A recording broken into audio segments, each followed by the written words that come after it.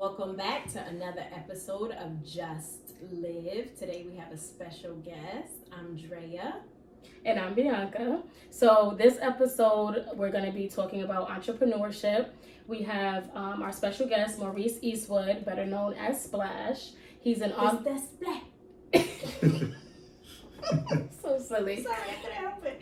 He's an author, humanitarian, and CEO. So, we welcome you today, and we just want to hear about your book, your entrepreneurship, tips, tricks, thoughts, all that stuff. All the good stuff. Yeah. So tell us just a little bit about yourself. What do you want our listeners to know? Oh man, I thought y'all was gonna do that part. It's better coming from you. Anything, just I go by. All right, everybody. I just said my name, so Splash. Yeah. Splish Splash. That's Splash. All right. Okay. So, Alright. why they call you Splash though? Yeah, I go by Splash. It was just a name given to me in the hood, like Okay. passed down stuff Got like you, that. got you. I mean, I'm from Hartford. Yeah. I'm from Jamaica, but I grew up in Hartford. And Okay. Everything I do basically is in that area, in that community that I'm from. Yeah. I don't really do too much on any other side of Hartford. Yeah. Call it what you want, call it bias. I'm biased to like the side of Hartford that I'm from. Yeah. And definitely want to hear about what you do in the community, too. Yeah, so what else? The therapy work, community work, philanthropy work, Nice. humanitarian work. I just do whatever it is. Okay, jack of all trades. Right. Yeah, So what made you want to do everything that you're doing? What was kind of like the pushing point to kind of get started? I had no intentions of doing anything I'm doing right now. Got you. Like zip zero. Yeah. I thought I would have been somewhere like off the grid selling drugs or something like that when I was younger. Like I had no intentions on doing anything. Got you. Shit, I didn't have none. No intention of doing any of this. But Yeah. I think probably like my sophomore or junior year of college. Mhm. You know, you get like your refund check and stuff like that. Oh, I know all about. So I had, but I never used it. I'm like, I want to use it for something like.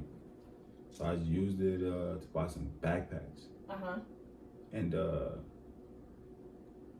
I think I had like probably 50 bags or something. And it's just crazy, but I had bought some Minute Maid, like the juices. I Yeah. had Minute Maid and I had like Ciroc at the time. Okay. And I was telling parents like I would give you free liquor if you come get a bag for your kid in front of the barbershop. Wow. Oh wow. Yeah, and that's just the first year that I did like the book bag thing on Main Street.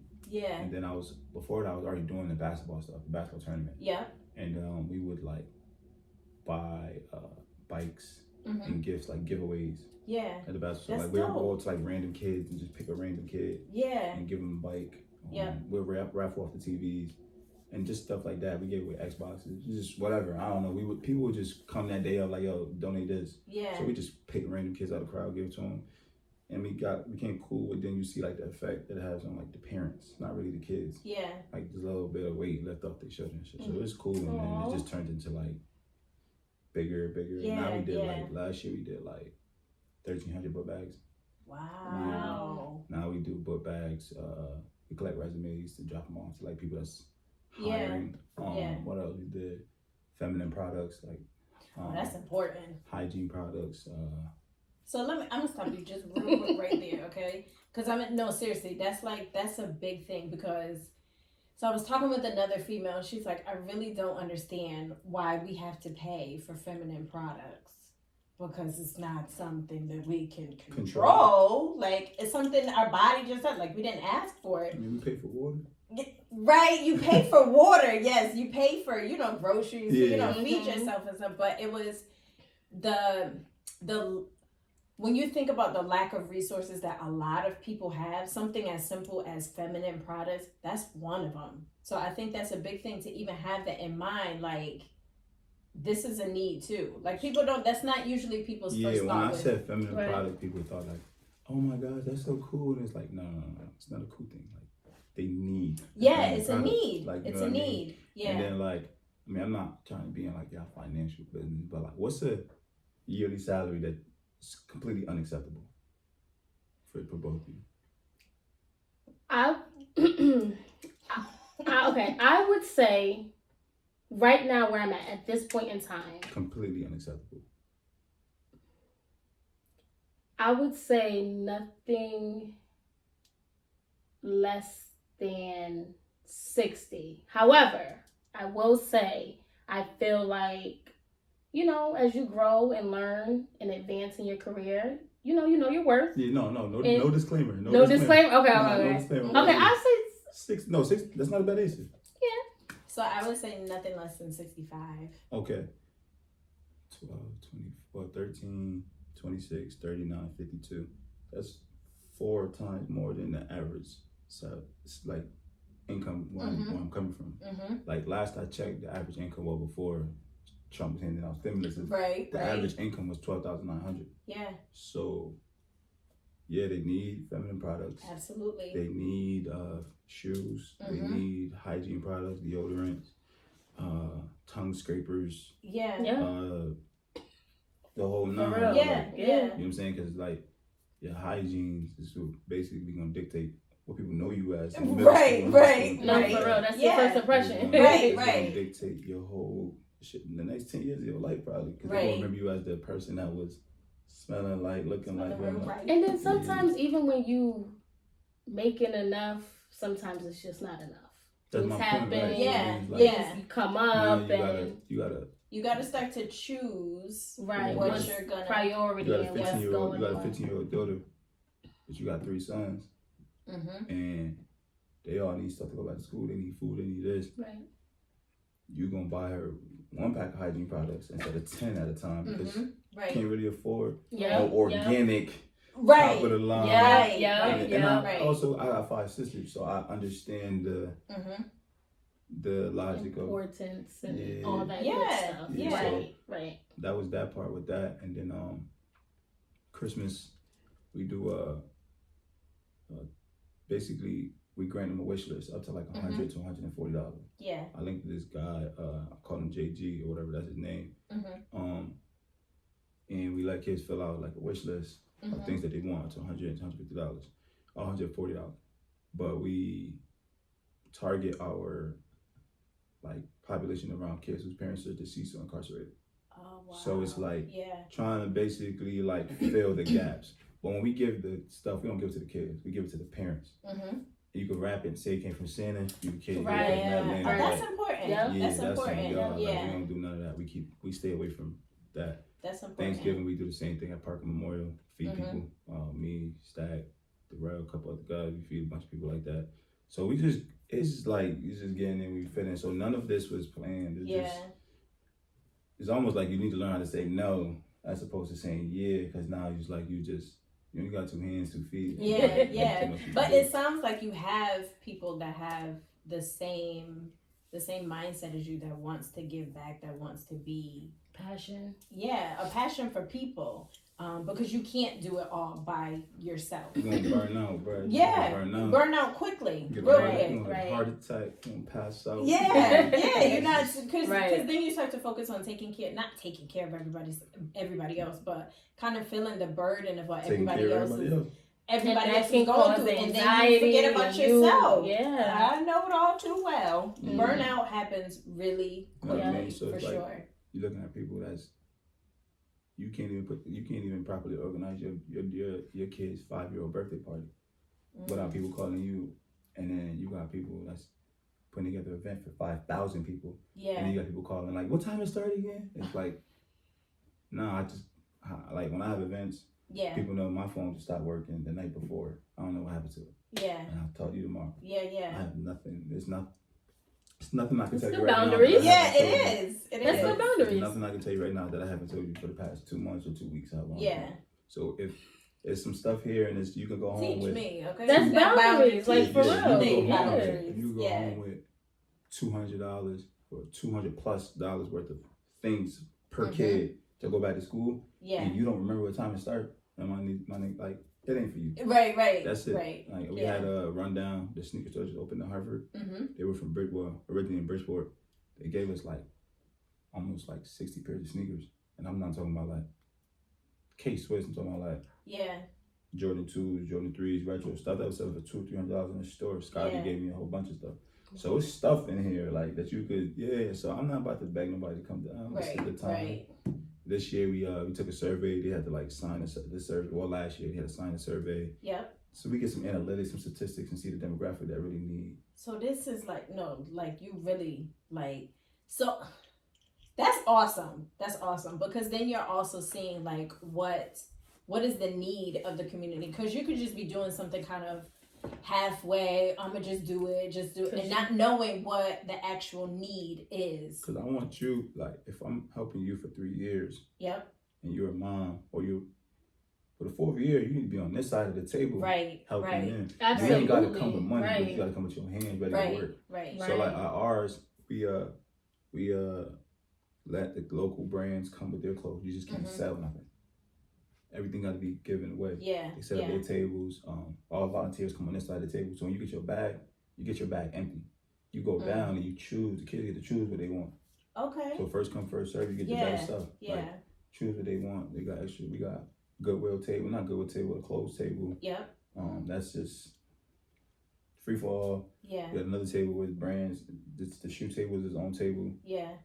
The feminine products is its own table. Mm-hmm. And if you at the end and it's 5 bucks to 10 pound left, you want to take them. We got dudes in the streets that's literally stopping, like literally in the middle of the street, yellow lines, under the lights, stopping cars, knocking on windows like, yo, come in the back, park your car, bring your ass in the back, come get your kids. Oh, my kids don't date. No, man, get your ass out. Right. Yeah. The church is next door. Like, yeah. I go in the church next door. Me and I forgot who it was, but me and somebody, we going to church next door, and it's like, yo, tell your pastor, you better make sure that these people know there's free stuff outside. Yeah. Oh, why can't that pastor know? Like, how not? I'm gonna be doing God's work outside, so tell him. Yeah. Right. Like, it's not confined to just in the church. In the church, right. And then they're like, oh, we got service. Like, bro, we got free stuff out here for these people that really need it. Yeah. They come in here, they're paying their tithes. They're not leaving with money to go buy their kids school supplies. And then you can wait 20 minutes. Yeah, absolutely. Simple. And then, like last year, they gave us a hard time. So I had probably like 10 volunteers. You Heart Women volunteer last year. Mm-hmm. I had volunteers pack bags and just bring them into church. Because I'm not about to like let whatever. Yeah, you're going to make the sure Bible that don't say you can nothing fill about you stop me doing right. this, bro. So this is, from last I checked, this is God works too. Yeah. So let's Absolutely. Yeah, Absolutely. so we do that. And I mean, just an annual thing. Yeah. The next thing probably be like a scholarship. Mm-hmm. But it's hard to pick how you give a person a scholarship. It is. And So I've trying actually to do those $1,000 joints. Like, that's terrible. Yeah, I've sat on a committee, on a scholarship committee, and it is hard. You got $1 billion company giving somebody $500. Yeah, like come on now, come on now. Like you playing. Right. Like why is you playing? It's not like $5,000 Right. or better. I Yeah, feel like you shouldn't even give nobody none. Yeah. That's insane. Unless they going to like Capital, but it's still, what is $500? So $500 is a book. I don't know. Well, I've paid for a book that was like $4 something in school. That's a book. Yeah, I'm trying to get to a level where we got like, we're giving out like tablets and things like that, cause bro. Yeah. That shit fucked up over there, bro. Like, it's bad. It's bad. So I don't know. Just trying. Whatever is supposed to get done, it's gonna get done. So I don't have like a why or how. It's just, I guess it was just meant for me to do it. So Yeah. do it. Yeah. Yeah, I don't know. All right, Splash. No, you do know because you just explained it. Right. So we want to get into this book because it is amazing. It is a beautiful piece of work that you've done here. So how did you get started with your book? Was there a defining moment of like, I'm gonna write a book? Oh yeah, I was reading the Bible and I was like, I need something that could compete with the Bible or the Quran. Nah, I'm messing with you. That's not what it is. Nah. I'm like, where you going with this?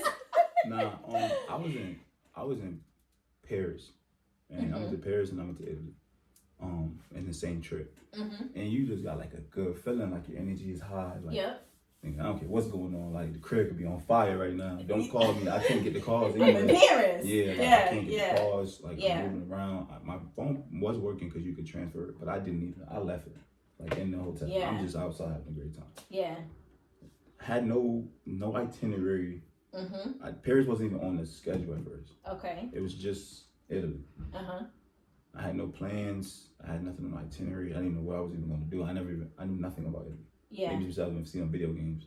Nothing about the historic, but nothing. I knew nothing. And I'm there. I'm just like, yeah, I feel good. Like I just felt good. There was nothing. One of my homies had like a rooftop apartment. He was making homemade pesto. My first time having pesto. It's like homemade pasta noodles out of the dough. Yeah, I'm just like, I don't know what the house could, like I said, the crib could be on fire right now. Yeah. I don't know. It not matter. All right. Yeah, so I it's don't lit. care. And I'm just like, all right, this feels good. Like that's all I kept saying. Like, Yeah. but they weren't getting. Everybody else wasn't getting what I'm saying. One of my friends, he's from the suburbs. Mm-hmm. My other friend was, well, he wasn't my friend at the time. He is now. He was from Stanford, Mm-hmm. white guy, wealthy family, whatever. But he moved to. I don't know why he moved there. I never even asked. I never even cared. Yeah. I just met him at the time. My friend was studying abroad, and he was like, "Let's go to Paris." I'm like, "All right."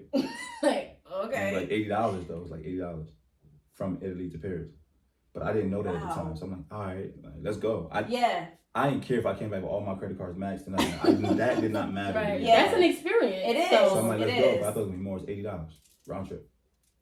Wow. So we went and Let me look and see. we went Okay. and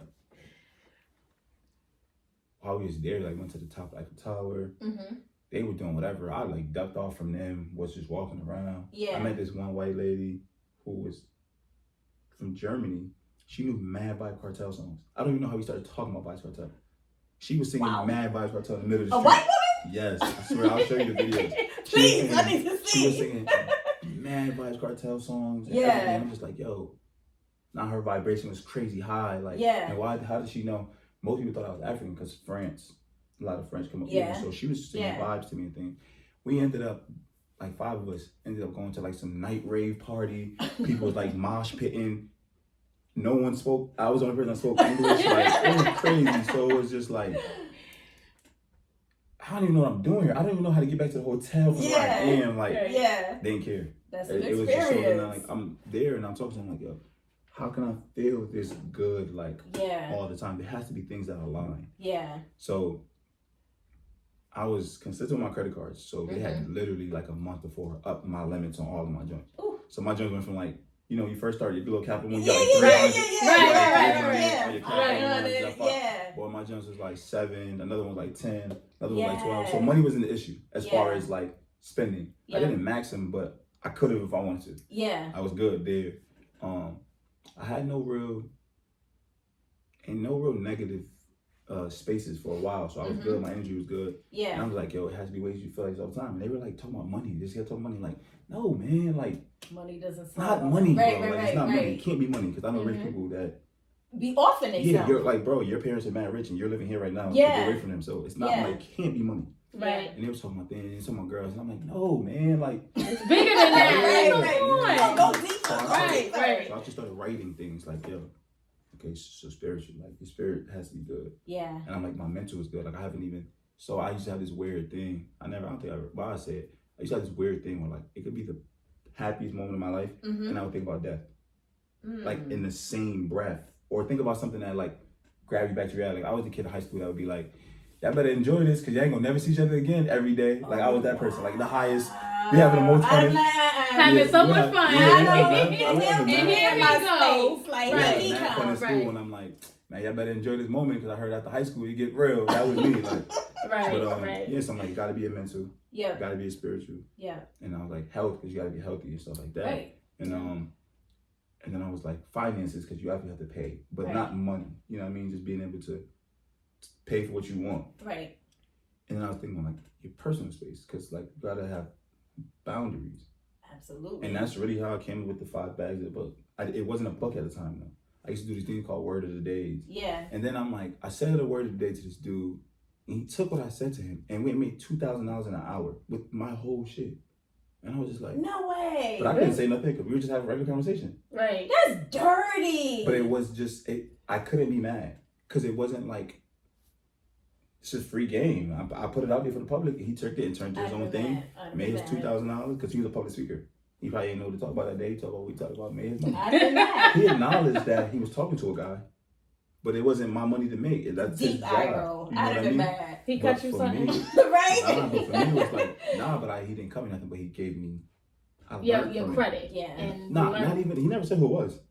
So I took from that, like, I'm giving all these people free stuff.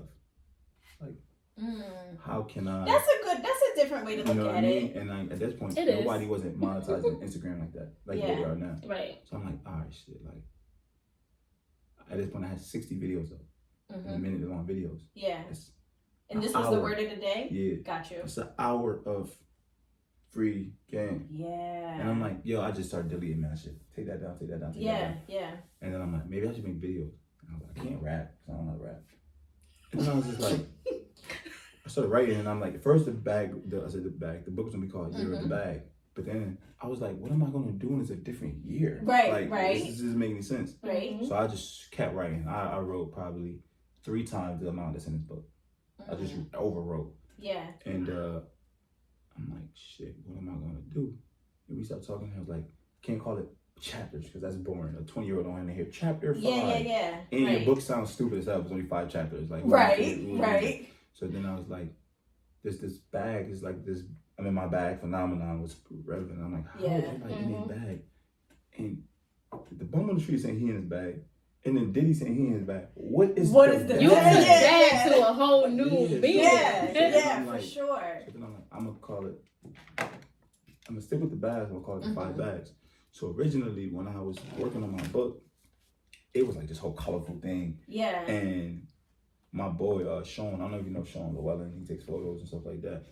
He goes like, this really was some Bible reference though. He was like, yo, bro, no. He's like, when you look at the Bible, there's no pictures on that shit. It's just holy Bible. Right. And I'm like, all right, so I'm gonna just put a 5 on that shit.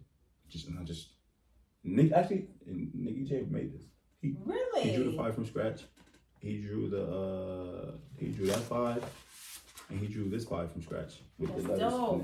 Okay. That's dope. And he also drew the Bart that's on the card. Nicky J drew this too.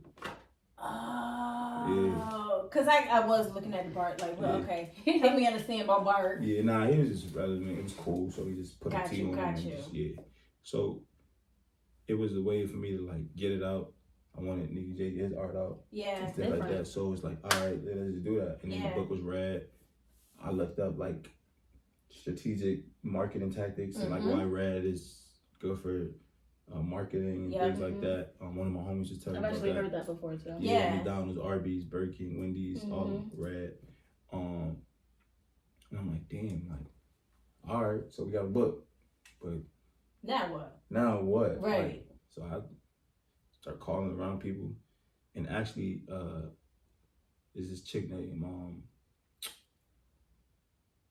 who told me about it? Actually, Kiki told me. Kiki Erie told me about the guy who helped me publish my book. And I just wrote him, hit him up, and he's like, yo, he sent me mad drafts and stuff. Yeah. I was running into some little loopholes because when I was doing the editing of the book, I sent it to the lady to edit because they had an editor. And she sent me back my joint, and I'm editing the editor, and I'm like, yeah, this ain't gonna work. Yeah.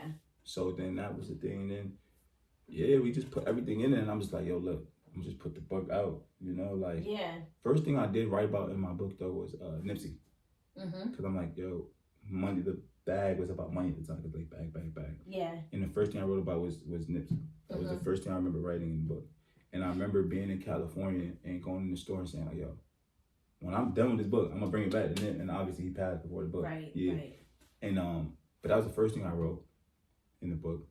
And the last thing I wrote in the book was the part that talks about like the situation that I had, and I don't know if you guys seen that, but I think it was called like what should I think? Is it in the spiritual section? Nah, it's literally like the introduction. The book didn't even start yet. With the car preface, incident. Yeah. The car incident. Yeah, that's the last thing I wrote. Yeah, so that was the last thing I wrote. And in between, it was just a bunch of ups and downs. I mean, it wasn't like I don't got like no sob. Wait a minute, I'm sorry, I didn't mean to cut you off. So you were writing this in like while that stuff was happening, the car incidents? Yeah, that happened before the book, while the book was already in the process of being written. Oh, wow. And before it was finished. Okay. That was like my confirmation to like put the book out, nigga, because if your stupid Got you. Yeah, so the reason you could read it in the space that it's in is because it was written after the book was done. So now I'm looking at everything that I went through while writing it, and I'm like, wow, like, you niggas had one job and you couldn't do it. Right. Like, one job. Yeah, you know what I mean? So like that was I'm not really. So like I think you just answered one of our questions that we had. Remember, so well, I don't even know if we had set this question for you, but we was like an aha moment that I think. What was it? I think you just kind of. So if you're what you're explaining, like it could have gone. I mean, it's in the book, so you don't got to talk in circle. Like I don't know if you feel like you can't really. So okay, because we don't want I don't want to get ahead of myself with certain stuff, but so it I feel like. In a lot of times in people's lives, like you can really start to see kind of what your purpose is and what you're supposed to be doing. Mm-hmm.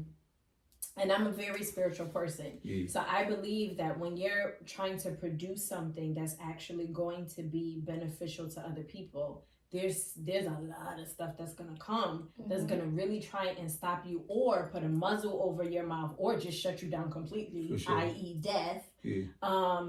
That's a perfect example of that. Yeah, man. Like seriously. No cap. Like seriously. Like that's a real thing because you have a lot of gems in there, and not just with the book, just what you're doing all together. Like that's intentional. Yeah. That's an intentional that shit was crazy though. Right? I ain't gonna lie. That shit was crazy. Like it's laughing now because it's like. And it was twice, nigga, wasn't it? Yeah. One was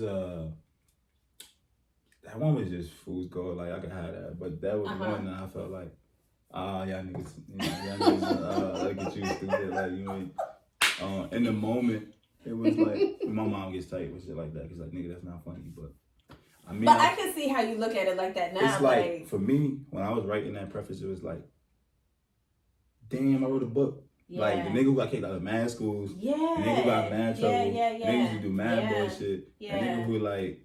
I wrote a book, like you know what I'm saying? Yeah. And it was like, and when I write my book, I didn't know the quality of the book. Mm-hmm. Because I would talk to everybody and no one would tell me it ain't good. So because no one was disagreeing, I'm like, man, y'all niggas gay, bro. Y'all niggas just want to tell me yes. Like, damn, don't nobody gonna let a no from me? Yeah. So I was looking and fishing for a no and I couldn't get one. So I'm like, no, I'm not putting that shit out. All these niggas saying yeah, and I'm not gonna put a book out. Wow. And then y'all niggas is whatever. But then at this time I didn't have a daughter. So I have a daughter now, but I didn't have my daughter, nothing like that. Okay. And that's not how you say I didn't have my daughter. I wasn't a dad yet. I got you. Yeah, and I don't want to take credit because I ain't really like so. But she came from you. Yeah, so I'm like, damn, like if I die, I'm just dying in vain. And the nigga, I swear I remember saying like, nigga like of my stature to just die in vain, no children or nothing behind. I'm like, damn, it's a wrap. You know what I mean? And so I was writing that preface in the space of like, yo, there's a lot of bullets and I ain't get hit. And I never really I didn't humbly write this book. I wrote this book knowing my worth. Like, you know what I mean? Yeah. But I don't really speak on that because I don't want it to seem like I'm cocky. Or whatever. Like, I mean, I love myself, so I don't really care about that part. But it's like, nah, nigga, like, you gonna read this book and understand, like, this is who I am. But also understand, like, nigga, like, I know where I'm coming from. I'm coming from the streets, so I respect what comes with certain things, and certain things I don't respect depending on what happens. You know what I mean? So for me, it was like, look at you, stupid. You had one job, you couldn't do your shit, and you gonna read it. And whoever know what you did gonna read it, and then be like, look at you, stupid. Like, regardless of what, like, it's just a dummy. You know what I mean? And I felt like I've learned to like address things without addressing them. It's like, here, take it. Yeah. It'll come to you. Whenever it's meant for that person to see it, the universe will bring it to them. I don't gotta bring it to them. And that's why I put it like that. Gotcha. Wow. I just want to say, like, you know, we're all authors. And just to hear, like, your point of view, your standpoint, like, how you got to write in the book, like, the process. Like, we appreciate that. Like, that's some good stuff. Like, it is. For real. I do have a quick question, though. How long did it take you to write the book? Like, I know there was a process of you going through the videos. Not the start and finish, but like the actual writing process. Yes. The writing process was the easiest part. Like, that shit was flowing because I had a schedule. Like, I would wake up. At one point, I had a studio in Bloomfield, so I would not wake up, but I would write from 8 p.m. till whenever, 3 in the morning, 4 in the morning, whatever. Nothing in the daytime because everyone's functioning in the daytime. I used to have this thing where it's like, well, if my brain was like trained to turn on at 8. Mm-hmm. And it can just go. And like, I'm not a drinker, smoker, I don't do any of that. So like, that euphoric feeling you get from being high. Yeah. I get that from like stimulating like thoughts and your mind. stimulating conversation. Yeah. So it was like, it give me like, you know what I mean? Yeah. And I'm just like going like, wow. And I would realize that this was a pocket I could be in, and the ignorant, just niggerish conversations. Yeah. I could take it and transform it into something else. So at these moments, I could be around my friends all day, or whoever all day, and just take the stupidest thing like, bro, what? But that's how you think. So now, me and Gabe, is my mentor. He had this thing called the 5 T's, which is a true transformation through translation. So it's like anything you say to me, I can take it and turn it into gold. Because you think at that level, that's not your fault. That's your environment. Yeah. How can I use the 5 T's to let you understand the Windsor person, understand what the Weaver person is saying? You get what I'm saying? Yeah. So and that's where, again, make it all full circle. That's why my nonprofit is All City with an X, because the X is the unknown variable. So everyone's included, no one's excluded, and that's where the 5 T's and all that things becomes a whole. Got it. Okay. So like, it was just I know it's all like these layers and things. No, that's how my brain works. It's not good. like no, we need to peel back your layers. We're trying to hear it. We're trying to understand it. And I don't really broadcast it. Like I don't broadcast my personal life. I don't post my personal life. I think it's weird when I'm out and people ask me about family members they've never met. I mean, my daughter, I get it. Wait, but like when you post, like when you get to post, but when you make it all relevant to the public, right? It's theirs to see. Like, we don't know Cardi B, but we have all these things to say. I can understand. When I was out one day and somebody was just like, "Hey, how was such and such?" and it's like, you don't know that little kid is 6 years old. And that's where I got with the real drawn back from like posting my personal life. Yeah. But it also helped my mind go, because then you realize like once you get on Instagram, that's all public. That's theirs to do what they want with it. Yeah. So if you don't want your child's picture being used for something, or your whoever picture being used, you can't post it. Right. Like, you know what I mean? You can't post it. Right. And I'm like, I started just looking at things differently when I started applying like the 5 T's and things like that. Yeah. So all of that stuff is like, I just started looking at things very like weird kind of. And then I'm like, okay, but don't get too warped in, because I was trying to deliver something that everyone could understand. Right. Across. Yeah. You know what I mean? And like the 5 T's really just help everything just come full circle. Because it's like, I could use vigorously, or I could just be like, bro, he was ODing, bro. Like, you doing a lot. He was doing a lot. Yeah. And it can. Yeah, I got you. I think that answers your question. Yes. So one of the terms you use in your book that we really wanted to get into, that we love, overstand. Because we don't stand under nobody. I don't know how true this is. It might be a myth. Because the signing of an agreement is saying when you sign your card, you understand that you're under this person until you pay what you're owed. At least that's how that's how I received it. I don't know how right that is. It's something they call splashism. That's one of my splashes, and I'm sticking to. You know what I mean? It worked for me. I don't stand under you. Like, we both human. And I mean, I believe that God, like, that runs everything. But as far as that in the flesh, I believe that that's me. So I'm standing under nobody. Yeah. I'm cool with being a janitor. I'm cool with being a window wiper. Yeah. I'm cool with being a CEO. I'm cool with wiping the windows today because we working and you know the better, like, you know how to work the kitchen and I don't. Yeah. So I'm on the floor. But then when you come in my world, I know how to do this and you don't, so do that. So I'm cool with all of that. Okay. But if we all here, then why? I understand exactly what you're saying. I stand over whatever you're saying to me. And cool, but we love that word, by the way. When we was having discussions about it and we were going over parts in the book, we were like taking notes, trying to process it. Once you shift your perspective, everything I say Like if you go back and read this, it's gonna hit different because your perspective is different. My only two goals, or I feel purposes, is like one, to be just like my best me, which sounds mad cliche, but like I move with like love in my heart. Like I don't really got like that shit takes so much energy. Yeah, we was just talking about it. Like it takes my energy to be mad and upset. Like we train to like. I'm trained to handle any disagreement physically. You know, environment has trained me to do so. So I have to unlearn all of that for one. Yeah. And then it's like a relapse. But if you relapse, bro, you're in it deeper than you was before because you've lost the fight. Yeah. In a sense. Which is why I practice Ramadan. I'm not Muslim, but it's the discipline from it. You know what I mean? Like we're trained to just. And that's not really where I'm at with it. So I'm trying to shift. And my purpose is like, I feel like obviously be a good dad, but that falls in being my best self.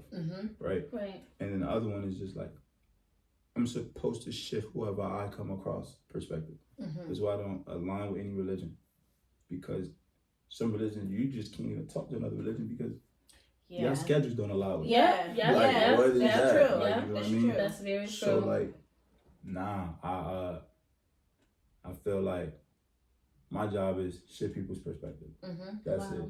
Like, look at the wall to understand that there's a sheetrock under there, there's putty, there's sandpaper, there's these things, there's these layers to people, and everyone is layers. People see people and be like, oh, she got them shoes that I don't like, so she's just like, what is that? No, but people do it. So they do it. They do it. They absolutely do it. Yes. But they're trained to do so because, I mean, I got a daughter. Man, if my daughter will wake up tomorrow and she want to put on one side of cleat with a boot, I promise you I'm gonna let her go.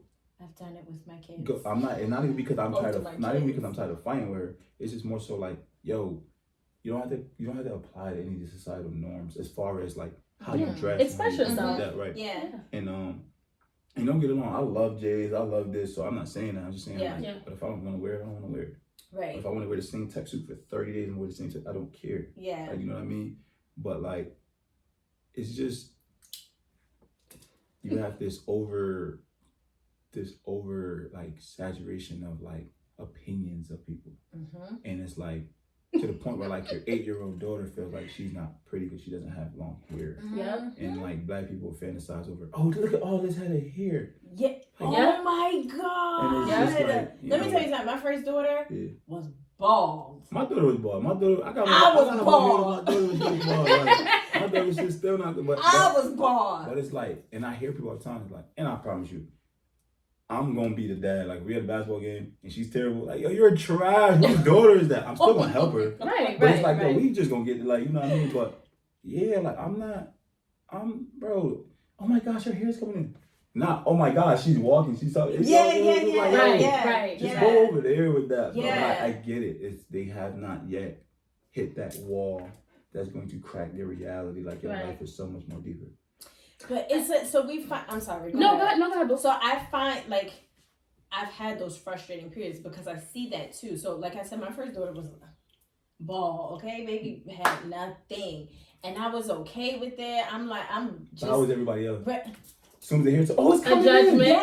In. Judgment. Such a judgment. But it's out of their will because it's out of like their power because they've been trained to associate their worth with money, physical attributes, things that's outside of your control. Yeah. Like not even to go far left with the conversation, but if females are talking to a certain dude and they run into whatever, he's not equipped as some. He's the class clown, and it's like, yo, that's out of his control. He's successful. He's making, like, you know what I mean? Like, I understand there's other things, whatever, but it's just like, how come things that are outside of our control dictates who is? Yeah. You know what I mean? So then I started to look at it a different way, though, because when I was encountering it, and it became like a big thing about how my daughter's hair looked, and it used to piss me off. Okay, but then it started getting me to a point where because I started to struggle with like motherhood, and because they were putting all these labels of like she needed to look a certain way, like I'm like, yo, now I'm not doing what I'm supposed to be doing as a mom. Now you're doubting who you are as a parent. Yes. Sorry. So now that I'm at a completely different place, I look at it now like yes, some people are the way that they are, but I do feel like as you grow and you become older, you have a responsibility to get your mind right. Like you have a responsibility, and we're not talking about. I'm talking about. So I try to be careful, kind of, what I say, people that I've interacted with. I'm talking about people. Who's like you know better. You could absolutely. There's nothing holding you back from getting to a better place in your minds. It's not. That's nothing on the back. The insecurities are louder. So I gotta say this because we feel strongly about this, and a lot of the stuff that you're saying are things that we definitely have talked about. And I get it. People, they don't know any better. They go off of and respond off of how they've been brought up or whatever the case is. But this is a perfect example. Not to say that we're perfect. We're by no means perfect. But look, man, if you perfect, bro, this is how I really believe. If you perfect, you might as well die. Your job is done. Right. You're done. Right. Absolutely. Right. Yeah. Because as we're here, you're supposed to grow. You're supposed to evolve. Right. You're supposed to fulfill your purposes. So if you're perfect, everything is done. More is there for God to use you to do. I just feel like, there are resources and, people, we can educate each other. Just like you're sitting here, you're talking to us, you're giving us knowledge, dropping gems, and I'm taking it in. Right, but I was also just saying, niggas like, what? Bitch, da da da da. We've been there. No, I'm just saying, so it's like certain things that happen to you. Yeah. And it's like, my only thing is to just put it out there more, so that the extreme doesn't have to happen to the other person. It can be something, because now they've been hearing it. Yeah. Which is why I put therapy on everything. On my merch and things like that. I'm put it there because once you see something, you become more inclined to if you see something that's not that funny at first and you keep seeing it and you see people laugh at it, eventually thinking it's funny. Right. And that's how I look at it with the therapy approach and things like that. But I just it really no cap, I'd be not really sad, but I'd be a little bit damn, the pressures of I got 5 sisters, I got nieces, 17, 16, 15, you gotta have full set of nails, you gotta have your face done, you gotta have 500, you gotta have car payment, car bundles, and eventually, if you got a regular body, you're not nothing. Right, you ain't nothing to look at. So, it's damn, I remember it was cool when I was in high school and the girl that I liked or thought looked nice in middle school had braids. Yeah. And things like that. Yeah. Or the most adult thing they would get is a ponytail and a bang or micro braids. Yeah. I don't want to be 13 picking my daughter. I don't want my daughter to be 13 and picking her up. Yeah. She come home talking about she got to get her lashes done or her brows. Because we didn't do those things, honey. So when we was coming up. So I'm cool with all the other shit. You could man, my daughter, you put on a jacket with flip flop and sneakers. You could do all that. Yeah. I'm not taking you to get your nails done, lashes done. We could do the little paint your foot. Absolutely. Right. But there's certain boundaries that I'm gonna put, and I'll be the not cool parent for it, and I'm cool with that. Yeah. I hear you, because I'm the same way. And I'm not even prepping my girls for that stuff. So my oldest daughter, and the term tomboy, I don't necessarily agree with it. She can do every sport that there is. Yeah. Basketball, football, she loves soccer, all that stuff. So she's not, but my youngest daughter is the girliest girl you have ever met. Yeah. So my oldest, I don't push her to come on, you gotta wear earrings because girls are supposed to wear earrings. Paint your nails because girls are supposed to have their nails painted. I used to get manicures. Yeah, and that was it with the little clear polish. I was in 10th grade getting manicures, and they looking at me I'm like, yo, bro, you don't like how your hands look? Your hands need to be straight. Right. I had calling my sister, she's white or whatever. I used to bite my nails. She's like, and she was like, yo, just put this clear thing on. And I was like, no, that's mad gay. I'm not doing that. She was like, yo, I'm telling you, I swear, we sat there, we watched. It's Kardashians first came up.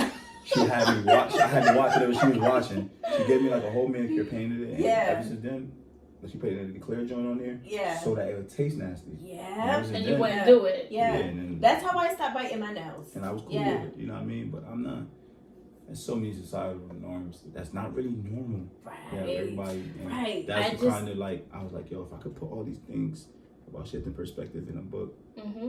And that's why, and then I realized, like, damn, niggas really don't read. And that's why, like, we was talking about but that. yeah, the I other narrated day. my own audio. Yeah. book. Like, on my site, this is the audio version. I narrated the whole thing. Yeah. Wow. So- We was talking about that the other day. Like, it's a certain caliber of people who will, like, actually pick up a book and read it. Not everybody reads. So it's good that even for the people that don't read, you're still reaching the other parts of the audience that Right. don't read. I think the moment was, I had a friend that had just came home from like 7 years. And this nigga was reading every day in jail. Wow. He told me that. I was around this nigga for 3 months. He didn't pick up a book. So I'm like, okay, I got a book. I got to get an audio one. Yeah. So I went, and then instantly, like a month after the book came out, and did the audio version. Yeah. But it was like, all right, well, listen to it. Right. You know what I mean? But I gave it every possible way for you get to it out have there. the outlet Yeah, to yeah. get it and consume it, Yeah. and consume it at your own pace. Yeah. Consume it at a pace where, like, you can't be too uneducated to consume it, but you can be over-educated and still consume it. So, like, the 5 T's, like, that was what I did like that. And that's why I made it interactive so that you could hold yourself accountable. I ain't got time to hold everybody who buys the book accountable. Yeah. Right. You can't.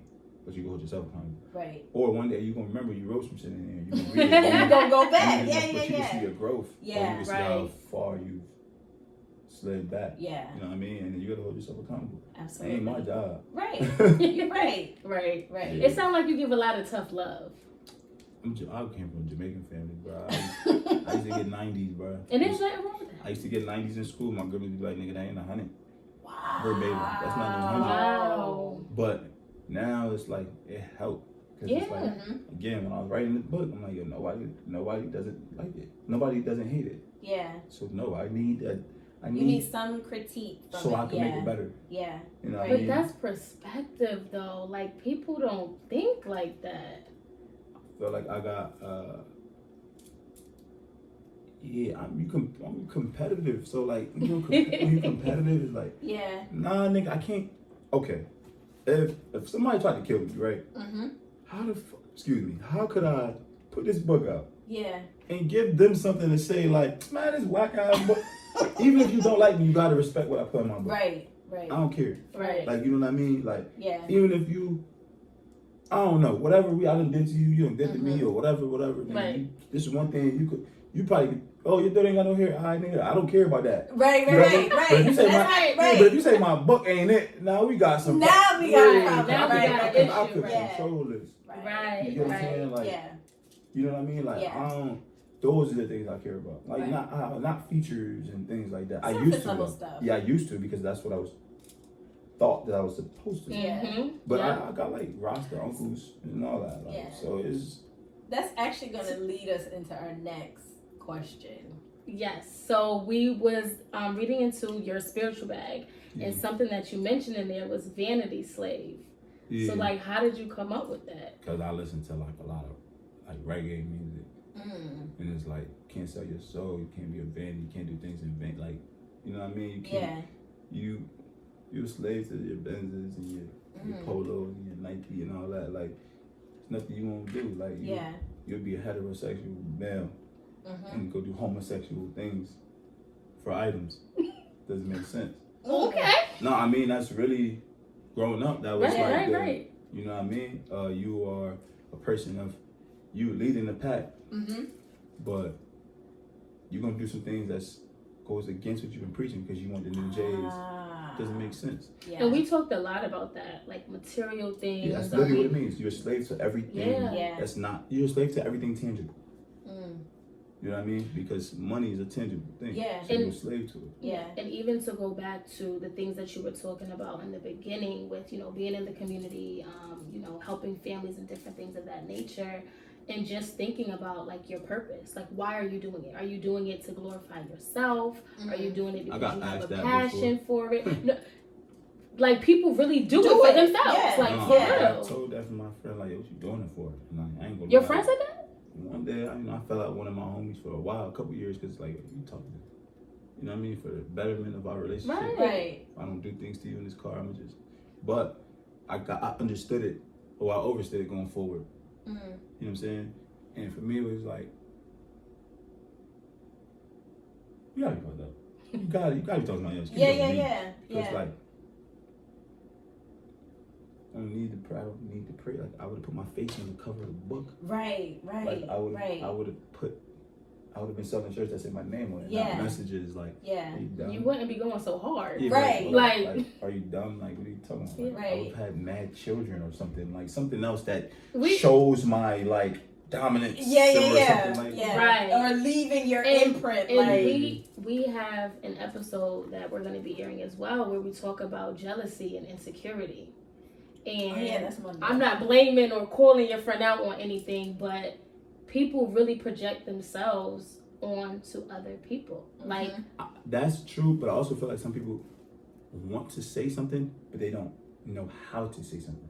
Or your presence is so powerful that they try to word things for you to understand it instead of just word it how you mean it. So like, don't tell me what you think I need to hear. Nigga, say how you want to say it. Right. Yeah. Instead, you gotta walk back something and then your head is like really how you meant it. Right. But I didn't take it too personal. I just said like, I just removed myself till I was ready to put myself back. Address it and go forward. Okay. But it was a while. It was like years. Okay. I ain't like it was 3 weeks or nothing like that. Right. But it wasn't making or breaking my day. Like if it's making or breaking my day, then you might as well mend it. Right. But if it's not, then you can carry on. That's a good way to look at it. Very good way to look at it. It's funny because y'all females, so like they don't operate the same. So we've had conversations about that too. Like literally, males and females operate completely different. And What you think yours is emotional or? So I was about to go there. So I have been told, because I'm a female, that I operate from a place of just purely emotion. What about you? So I would say emotion. However, but now that's what somebody told me. So you gonna feel like you operating however you operating, but if 10 people tell you operating off emotion, then you're gonna start to think. Nah, then you is operating off emotion. But if 30 people, if everybody realized something wrong, if a lot of people realize something wrong, guess what? That's outside true. of art, like art, and somebody said that's ugly, that's subjective. Yeah. But other than that, it's like you might need. So I absolutely agree with that. Go ahead. No, I was gonna say if I'm evaluating myself at my current state, I would say I operate out of a place of healing. When I'm thinking about things. Before, most definitely. I was like the most defensive person ever. I feel like men are more emotional than women. Yes.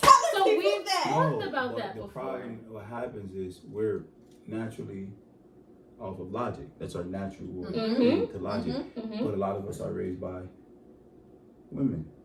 So you are like social, like kind of. So you've learned to act that way. Thank you. So what is happens? saying it. No, it's Thank the truth you. though. And then what happens is though, you're fighting your emotion and your logic, your heart and your brain. You're fighting both because you're going against your human instincts. Like we're naturally supposed to be this way. So you're going against nature because of how you were raised. Right. And now your female emotion, like your estrogen is poking out a lot because you was raised by women that just bark and yell and you don't know how to like talk.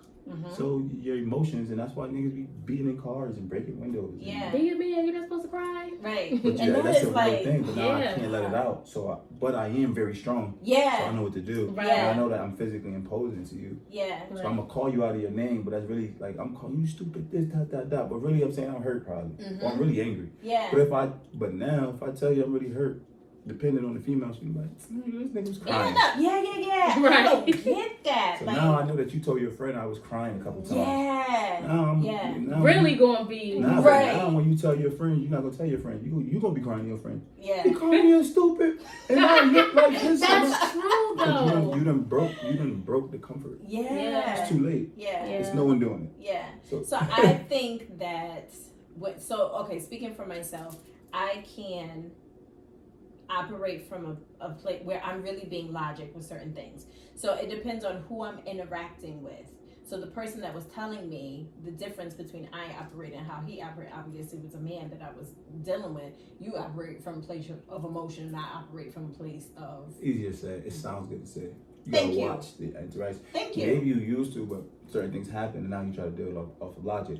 But when Yeah. your guards is down and you're in that comfortable space with that person, your emotions is going to take back over. Absolutely. So Absolutely. I do feel like, So, but I feel like men is more emotional. I'm not. I do, and I said that. I agree was with like, that as listen. well. Because you don't know how to express them. Right.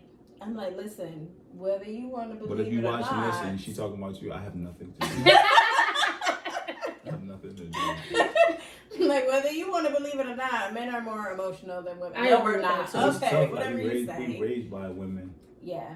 who have nothing but trauma responses, which is I can do it all on my own. I don't need nobody. So we raised by that. Yeah. So we just don't reflect the Yeah, we absolutely. was trained to do, I guess. Yeah. Wow. Yeah. So, you I know, think this is the last question we had. yes. Yeah, this one. Before I talk that talk. Okay, so as we grow and evolve, habit breaking can be one of the most difficult tasks. So you stated in your book, and I quote, I work on how did you, wait, hold on, pause. Sorry. How did you discover that was the way for you to break habits? So I must have deleted what was said, but it was basically like, I got it here. You got it? Yep. So I work on whatever it is that triggers that habit before I attempt to break it. Mm-hmm. So how did you come up with that? Because you got to create a framework of obedience. You have to isolate first so you could analyze your actions. Mm-hmm. And then you have to figure out how do I do that. And you have to create a framework of obedience around that. Mm-hmm. And then after that, you create that framework, you have to create a routine to follow that framework of obedience. Yeah. And then you have to analyze your routine that follows your framework of obedience. Yeah. Right. And then after you analyze it, you have to analyze who you are after following that routine of that framework of obedience to realize, have I grown or have I become too warped in, non-relatable? Yeah. Or am I any of these things? So if, I don't know, what's the goal? Like, what's one of y'all goals? Like, or something, a habit you're trying to break. You could make up a habit. Or it could be a real habit. All right, so one of my Go bad ahead, habits is when I'm stressed, I don't eat. Okay, perfect. What stresses you?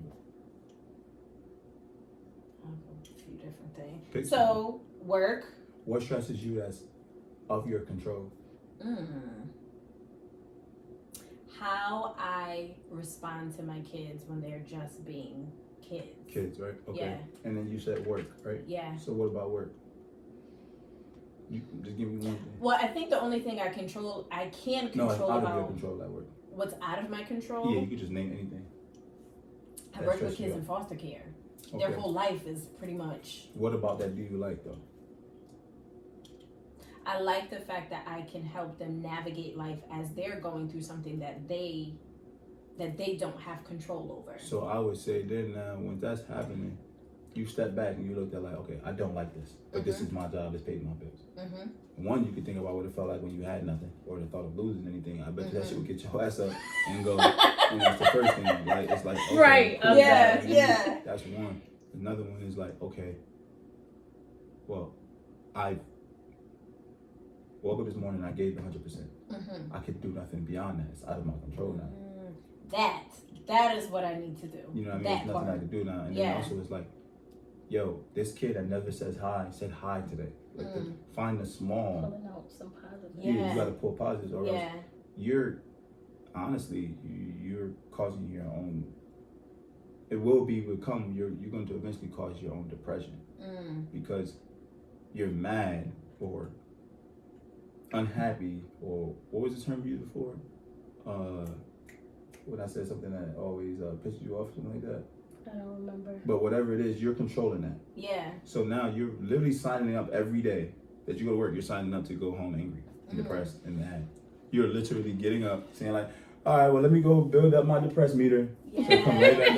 Yeah. That's good though. And then what That's happens good though? though. Okay, Right. now if I don't know you, but somebody else, if Friday is your drinking day, I can't wait till Friday to have a drink. 52 weeks. Yeah. And Yeah. Friday and Saturday, so you probably drink 75 days out the year. Yeah. How we're conditioning our minds. Because you've all week you've been pissed about Monday before Monday even came. Yeah. So Sunday you're mad that it's about to be Monday. Yeah. Doesn't make any sense. Do you Yeah. want to die? Like, Right. but then it's like, yo, if you really don't want to see a Monday, the only way to avoid a Monday is just to die. Right. But Right. then it's like, Right. do you want your kids to feel like you? It's an awkward, tough way to present it, but it's like, yo, bro, you signed up for this job. Yeah, it's true. Those are things we need to hear, though. Yeah. You know what I mean? And I think the biggest thing that I have to pull out from there, so I'm more so not, I'm not dreading going to do the work because I don't want to do the work. It's The toll. Yeah, because I'm watching these kids and I sincerely have a heart for all the kids that I work with. So I'm watching them kind of go through these things. I'm doing my best to advocate. What makes you happy? What's the action that you can do that makes you happy? Or song that you whatever makes you happy? Or action? Another one. Shopping. I mean, but you gotta go. Well, you gotta go to work to do that. So. Right. You know what I mean? It's right. like you gotta find something that you like to do and do it a lot. Yeah. Or else you gotta have a balance. Yeah. Going to church. Yeah, that too. You know what I'm saying? If that's the case, then brother, pick a scripture. Yeah. There's nothing wrong with opening the scripture because you're not attached to, well, you shouldn't be attached to the place of worship. You should be attached to the message. Right. So if that's the case, you should be able to open a good book and absolutely. You know what I mean? And find something and be like, how could I translate this to my daily transition? Yeah. Like, you know what I mean? And if it's a diet, like for eating, for example, or sleeping, okay, well, I want to, like me, for example, like after Ramadan's over, I need to get my weight, right? So I'm going to have to schedule my eating and working out and waking up earlier. So I would have to eat earlier. Right. You know what I mean? I have to eat earlier and go to bed earlier so I can wake up at 5, eat again, do these things. I have to reshape my whole framework to depending on what it is. But I feel like you have to realize what a problem is or something that you want to change or else you can't get into the root. Yeah. But I believe you get to the root by working backwards. Like I used to topsy-turvy a tree. Yeah. I don't know if you've seen that in the financial bag when I talk about say all your goals. So if you have 5 goals, right? From those 5 goals, you have to have 5 ways to get to those goals. And from those 5 ways, you gotta have 5 more. So now that 5 thing, like say there's 5 things, let's just do it 1 at first. That 5 is gonna turn into 25. That 25 is gonna turn into 125. Now you can turn that shit upside down and you have 125 ways or 25 ways that you can get to that one goal. You know what I mean? Like drink more water, eat less this, do less that, sleep more, read this. Those are 25 ways to get to that goal. Yeah. There's those 5, and from those 5 is up. So you give yourself options, and that's how I believe. You got to work backwards. Right. How you trying to get to somewhere you ain't never been? Yeah. It don't make no sense. You got to know where you want to get, and then, okay, well, if I need to get 100,000, I got to have 99. You got to work backwards, and then you make sure that you checking off this as you go. You ain't never been here. Yeah. You know what I mean? Like, you want to have a successful podcast. You guys know they got a successful podcast. And I'm talking about is bringing in bank that y'all want to bring in. None. So you got to know where you want to get. Yeah. Right. And you got to know, like, okay, that's the goal. And then you're like, okay, look, now I'm right here. This is how I get there.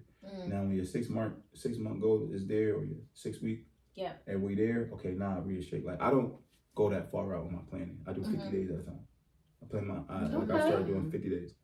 I could see 50 days. That's realistically 7 weeks. I can see that. I can see that part. Oh, wow. I ain't got 3-year goal. Niggas die every day. I don't got a 3-year goal. Yeah. You talk about in the book too, like basically putting action behind just the words, and I feel like we do that a lot. I want to do this. I want to do that, but we saying it, but we're not putting anything into it to get to that point. Like that's true, and we're sitting on stuff for years and years. We do. Faith without action is dead. You know what I'm saying? And I you know, funny, like I'm not like the church. I'm not kryptonite. Church ain't my kryptonite. Not like that. But it's like I don't like some of the words that's used. Like I don't really rock with faith and dreams. Like nigga, what's your goals? What's your plans? Faith is like where? Like give me the tangible. Like give me something, because it's like like it's not to deflect or like tell anybody to look at you differently, but like like you see, not every church or every pastor or anything like that. I don't want to make it about that, but like everyone is it like they've used that shit to their benefits. Your faith is the reason why people are choose like yo, slavery, da da da. Mm-hmm.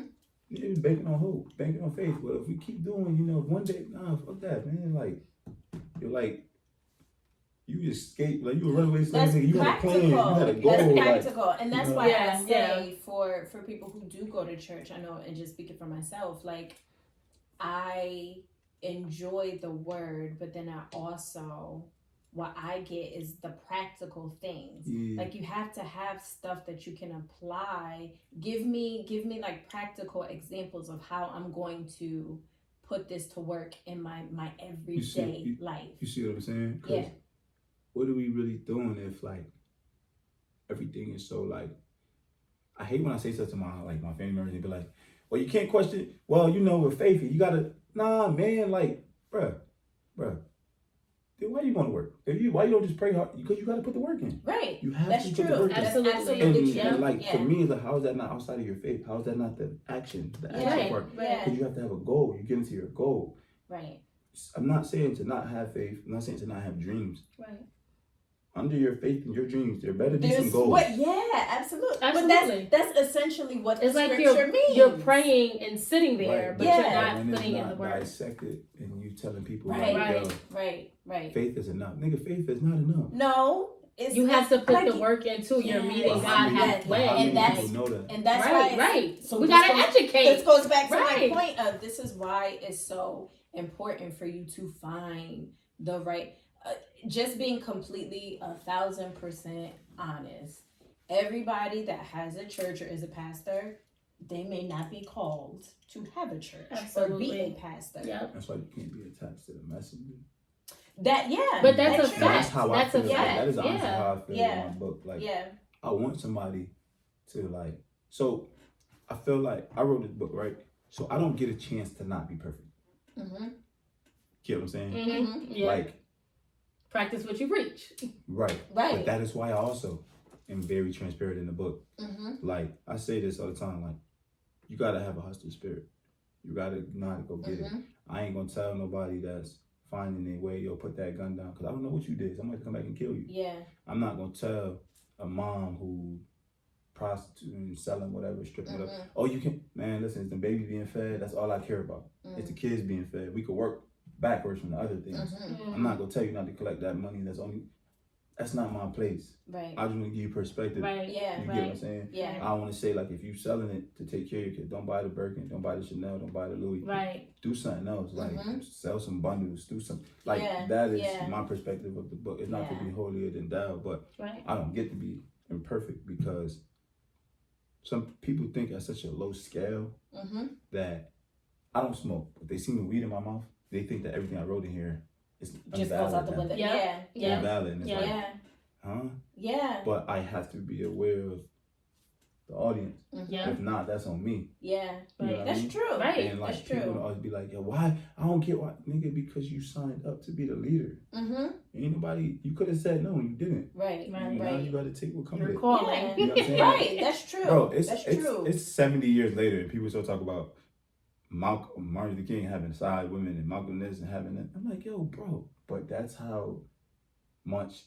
anything you do can be used against you. Even if people know for a fact or not, the idea, because they're not perfect, the idea that they could make you as normal as them in their eyes, they're going to reach for it. And listen, anyway, parenting, you do something, your kids be like, I thought you said I couldn't. Yeah. You know what I mean? And it's like, you need people to hold you accountable and things like that. That's why I like, to me, spiritual bag is my favorite bag because it's like, yo. So that was what we focused on. That was literally, we spent all our time on the spiritual bag, and we were talking about how that's like the basis of everything. It is. Literally, soul, man. Yeah. You know what I mean? We definitely did take note of like how you have it, and definitely correct me if I'm wrong, but spiritual was the first, and I think financial was the last one, right? So I even thought about that, like not saying that it's on purpose. So okay, so we good. Okay, good. Yeah, so we thought of importance and it's set up like that on purpose. So spiritual come first because that's your base, that's your infrastructure. Yeah. You have to have that. Yeah. And then your mental, because you built up your heart so well, but you have to be able to protect it and make sure that you're not moving in an environment that'll wipe you out. You know what I mean? And then the person who was like, yo, what are you doing with them niggas? Why are you with them girls? Yeah. Or if you notice it, you know what I mean? Like, what are you doing? Like, it doesn't make any sense. Yeah. And then health was like tricky because I mean, should I do with like diet health or should I deal with like mental health? So I just put it all in one just for health. Because all that shit is like what you consume becomes who you are. Yeah. What you eat and the whole nine. So that was like a thing. And then the finance was like, yo, bro, I honestly believe when you're doing everything right, nigga, money falling in your lap. That'll come. Yeah, you know what I'm saying? it'll come. Never lacking. Yeah. But you can't be broke and saying money don't matter. Right. Because it don't make no do sense. matter. That Right. don't make Right. sense. So it's just get tricky, but I try to like separate too because you have to be very mindful and also mindful of not becoming like an extremist or anything. And that's why I like, I'm still gonna watch the rap. I'm still gonna listen to ignorant rap. I'm still gonna hang with whoever. But I also don't look like for the past month or so, I don't even listen to rap till like 3 o'clock. Cause like that shit controls you more than it does. It does. You know what I mean? Like it does. And you're the first person that I heard say that because I do the same thing. So I don't listen to anything secular before 12 o'clock. Yeah, I'm at 3 p.m. for me. So, and it's because, I don't know if it's because like, I have anything at all? No, anything secular. Okay. Before 12 o'clock. Yeah. And I don't know if it's because I had established this way of life where I was fasting every single day from the time I got up until 12 o'clock the afternoon. So I'm like, I'm doing my best to keep everything pure during that time. What's going into my ears was like everything. So that's good because it will control you. It will. Man, I wake up now. I listen to some Frankie Beverly. Mid. I listen to like Sam Cooke, Nita Baker. I listen to some with E. Yeah, Right. I listen to jazz. I listen to some Bob Marley. Yeah. Cause it's like, yo, bro, like chill stuff. Yeah. It's like, yo, like you're letting it in. And you don't even realize you're letting it in. And it's gonna come out. And it is an influence on you. Until you can't control it. And then it's like, yo, now you're depressed because like, yo, who am I? Like, what the fuck is going on? But you have to be okay with taking that drive home. When things happen where you want to just, and you don't. If you're feeling like a sucker on the drive home, you got to work with that on your own. Like, you know, you get to with a girl, like, oh, I should have slapped them. It's like, you're not there yet. Yeah. It means you still got work to do, which is good because you're acknowledging it. But it's like, you know, when you first find God again, not the first time, we all find him, I feel like at first. When you find him again, it's like, and you getting back there and it's like somebody trying you and it's like, it means something different. Yeah. And it be happening like, okay. Yes, so it it's does. like, but then it's like, how can you be that controlled by a human? I've said that before, literally. So, transparent moment. I grew up not expressing myself at all. Like I didn't know how to talk. I was just angry. So I expressed myself with nothing but pure anger, yelling, cursing, whatever. And I feel like now trying to get myself to a certain place, nobody should ever bring me getting myself to that place. Nobody should ever make you that mad that you want to slap their head off their shoulders. Nobody, if you want to be technical other than your kids, should nobody even have that power over you. Because it's like you're controlling, like you're controlling me, and I don't like that. So like, if I'm like, oh, I'm about to beat the bitch, are you beating her ass because she did something to you, or you beating her ass because she made you mad? If she made you mad, nigga, that's you. That's a personal problem. We be talking about this. Yeah, that's a personal problem. She got me messed up. No, you got yourself. You got yourself messed up. You ain't find you yet. Yeah. I mean, I'm not perfect, so I know it's easier said than done. Yeah. And I don't even like giving that disclaimer because nobody's perfect. But it's like, nigga, you got work to do. Yeah. And you can't be bored if you have work to do on yourself. That's the thing I be trying to explain. Oh, I got nothing to do and I got free. No, nigga, work on yourself. Yeah. Like, get out my face. Go do something. Right. So usually on each episode we have a little segment and it's called Talk That Talk. Talk That Talk. So we pulled out so our favorite part from what we read in the spiritual bag. Well, I think it was before. Did you say it was before? Talking about, you were basically referencing isolation. I'm gonna just read it. Yeah. You ready for Talk That Talk? Y'all ready? Yeah. All right. But can I record this? This is funny. Or there's too much pressure for you? Go ahead. You Why go. you looked at me when you said that? You got to read it.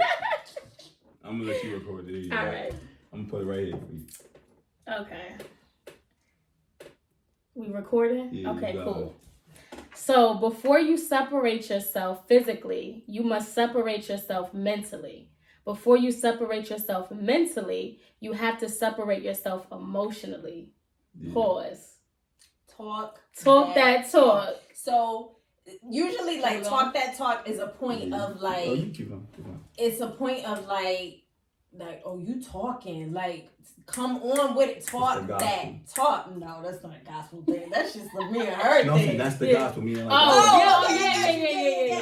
I'm with you. Yeah. Yeah, like it was like when we read it, I was like, yo. No, we was like, wait, let's repeat that. Let's run that back. Go back. Like that is so that's like a whole blueprint right there.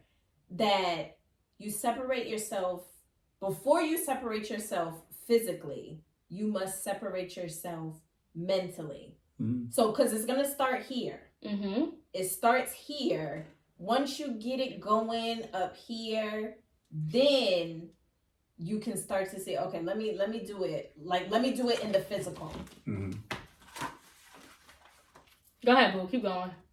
I'm gonna try to find something. And then This is heartwarming, like seeing all your lines. I have to take notes and stuff. So Okay, then I found before it. you separate yourself mentally, you have to separate yourself emotionally. And that kind of goes back to what we were saying about operating from a place of emotion. Like, yo, like it was just so, it is such a good blueprint to follow, to really think about, to really help examine yourself, to really figure out how you're gonna, because you could say I'm gonna do such and such, like I need to separate myself from this person, or this person is not, it's kind of not, they're not playing the role that I need them to kind of play in my life. So at some point I need to disconnect from them. Right. And we talked about earlier, like the emotions, like acting off of emotions first, right? That'd be your first instinct. It's something you mentioned in the book, and I was trying to find it, and I did find it. But basically, when you was referencing like the bad culture, so like the first thing you have is like the thoughts. And I think a lot of us, yes, I know it's easier said than done. We just really do need to take a minute to stop and think and process stuff and really dig deep through it and within ourselves. Like that's hands down to me, that's the most important thing. This is, I like this.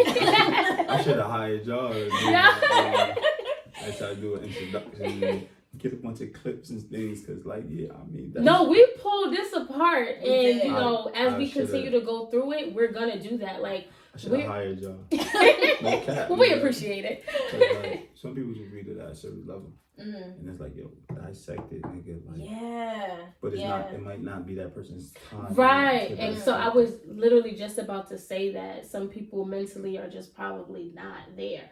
I'm in a place where I know I can speak for myself. I want change. Like I want to do certain things differently. I want to think differently. How I think is not always right. I want to elevate my way of thinking. So I'm going to dissect everything. Yeah. We ask each other for You go- views and stuff. You want to Like, go through like very, I don't want to say dark, because people are like dark. Oh, so dark. No, but you want to go through very like what the fuck moments, because your vibrations got you up here, but your surroundings is still down here, and it's like, oh, it's so easy to go back and get them, but it's like, Yeah. no, nigga, let them come up with you. Yeah. You know what I mean? Because like,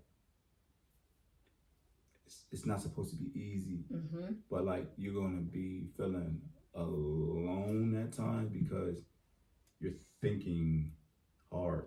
Like everything matters to you. And then it starts to separate you. Then you start to see the difference between kind of where you're trying to get to and the people that are around you, You where have to they start cutting people off. Yeah. and they're not going to be able to go Yeah. where you're going. Yeah. You gotta cut people off, and then there's gonna be some apologies you have to make because you cut off some people that really did want the best for you. and did well. Yeah. Wow, I And didn't think about it that You way. gotta owe yourself some apologies because you were swimming in a pond that was too small.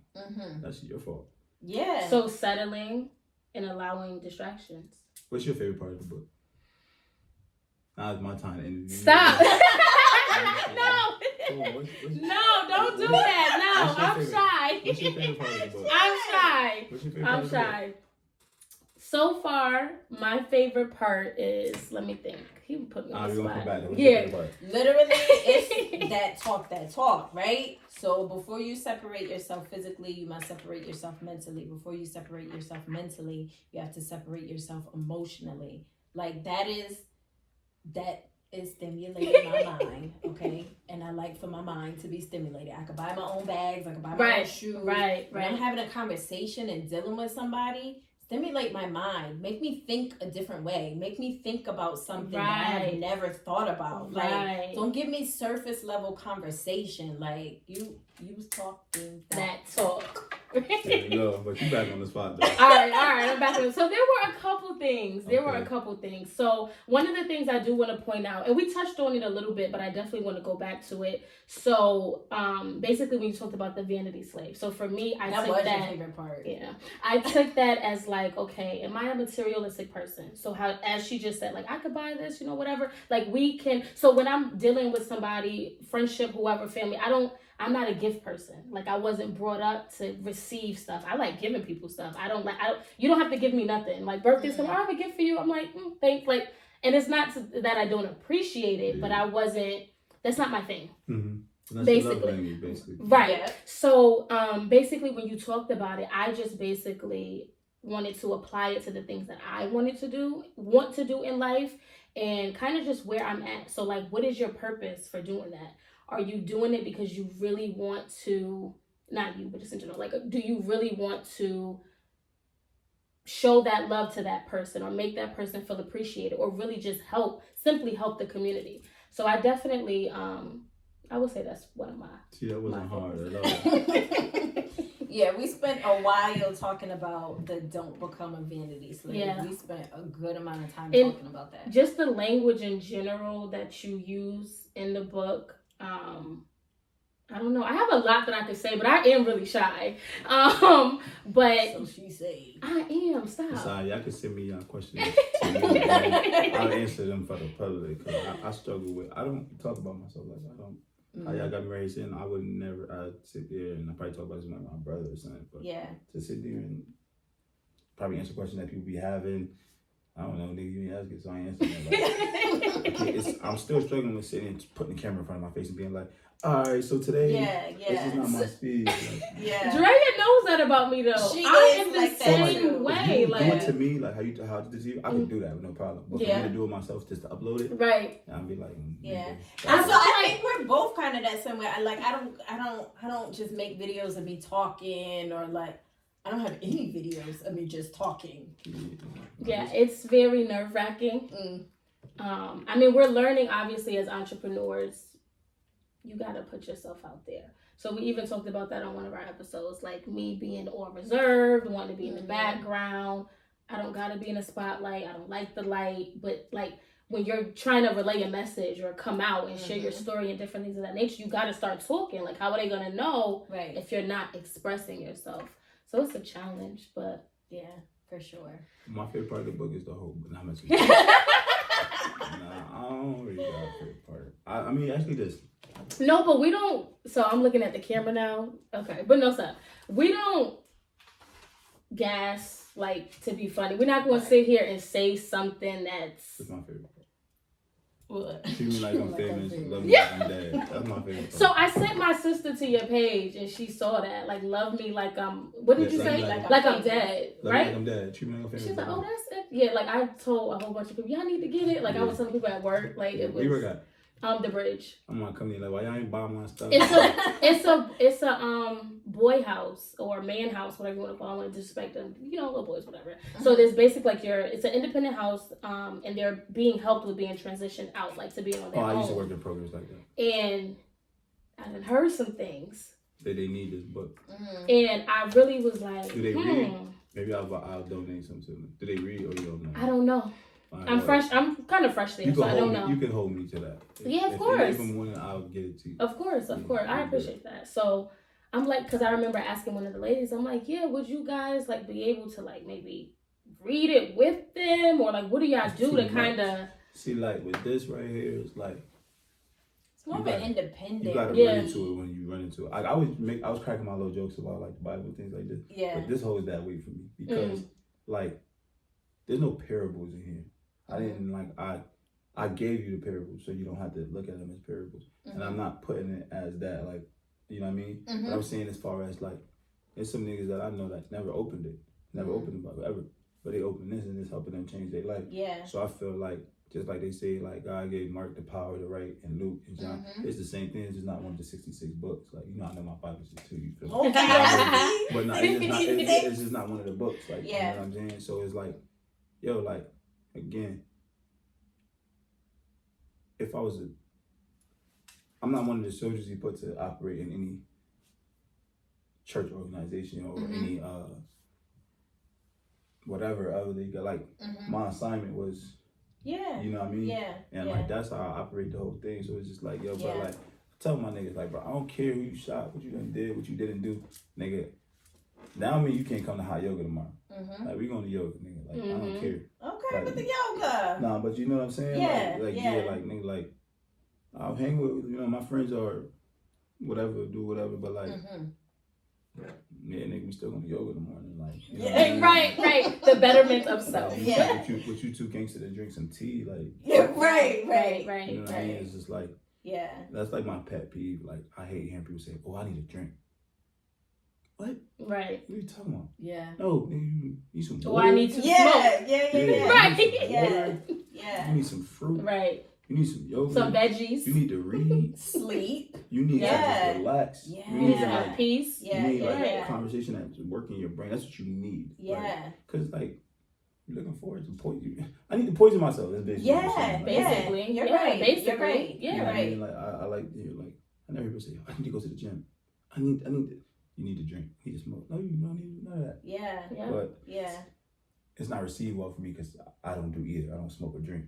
So, and I would say the same thing. It's not received well from us either because we don't smoke or drink. You get what I'm saying? Yeah. So it's like it comes off like a judgment. It's like your mom telling you ain't got to go to that party. Like, man, what you know? right. It comes off as like a judgment, but there have been people that have asked me like, well, like some people look at me like I'm strange. Like, you don't drink? No. Have you? What? Last time I had a drink was 2007. So I did it like. It's been I was 21, so I want to say I used to smoke.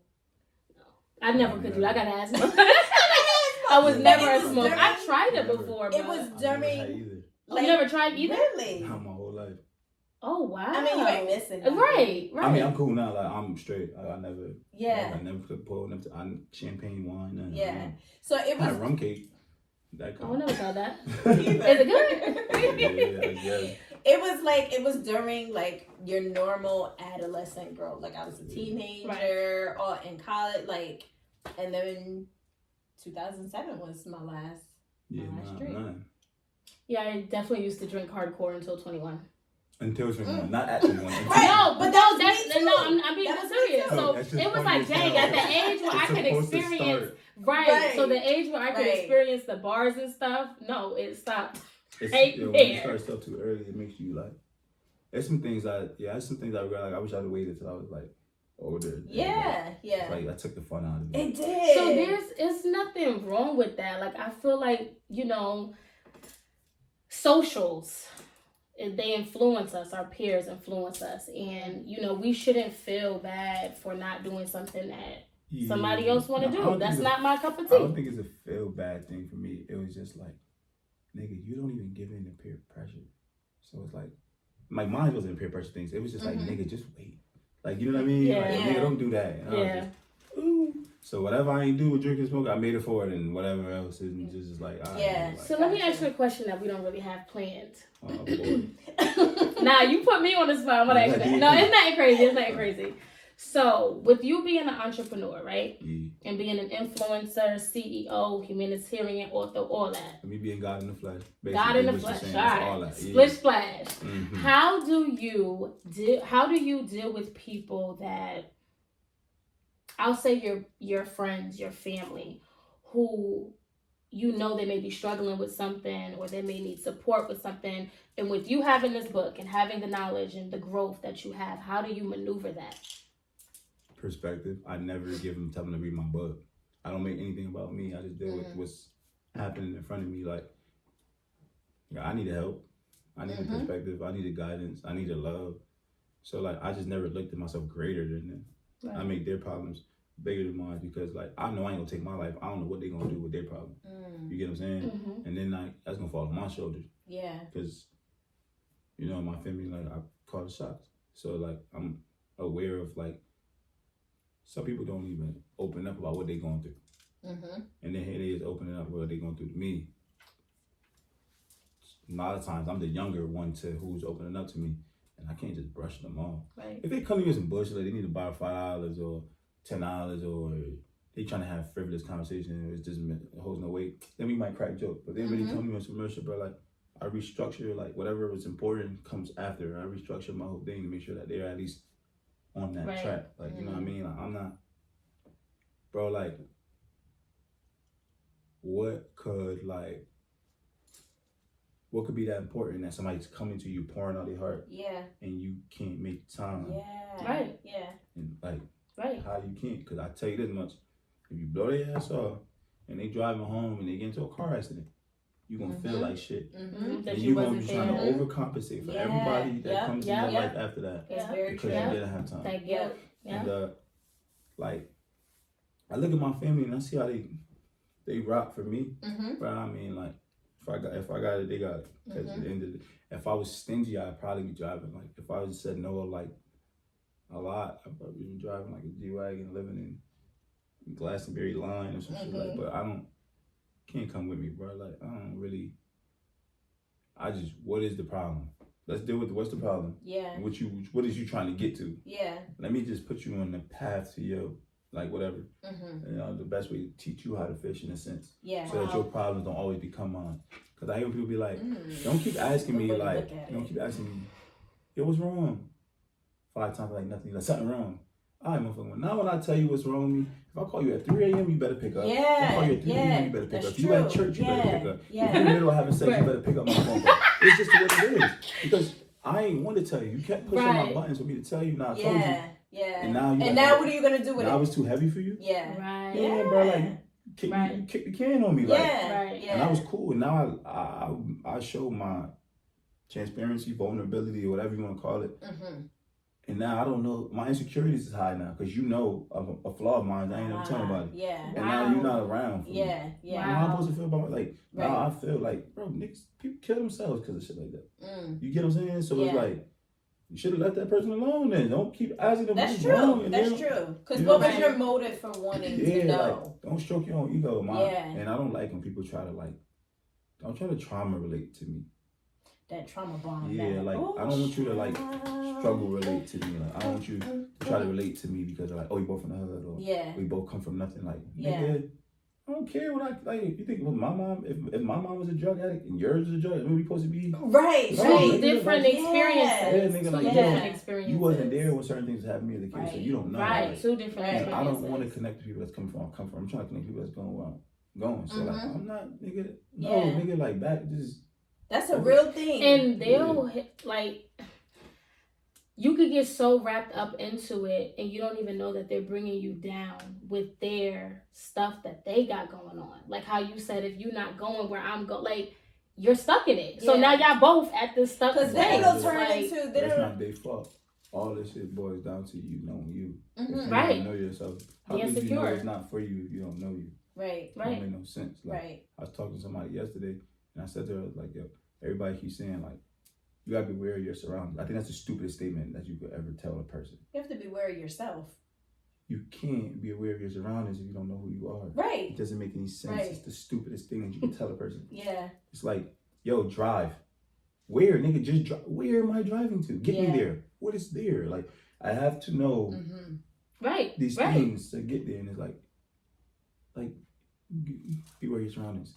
What does that mean? Yeah. Like, be aware of self. Yeah. We talk about that a lot though. Like being in tune with yourself. Dumb. Like, yeah. Everybody wants to sound so smart that they say stupid ass shit. It's like, yo, bro, like, you're hurting this person. You're not helping them. Yeah. I know a few. You're acknowledging all this person's flaws. You have nothing to give them. Nothing to to help them. offer. So you're gonna sit Nothing there to and offer. call this. You're gonna point out every dot that this person has on their face, Yeah. and you have no cream to give them. Mm-hmm. Talk that talk. Just gonna walk out. Right. Talk that Right. You gotta talk. just walk out. And Right. You didn't even give them like mental perspective shifted. You don't have a product, and you don't have anything to shift it. Yeah. It's like if you love God, I'm not gonna tell you God is fake and I have nothing to replace that faith that you put in. Right. It's the stupidest thing you can do. Like, Right. People just dumb. Talk that talk, Splash. It's just like, it's just frustrating, man. I was Right. like, yo, you got it, bro. Yeah, okay, right. man. Like, I don't want to argue. You got it. Just thumbs up.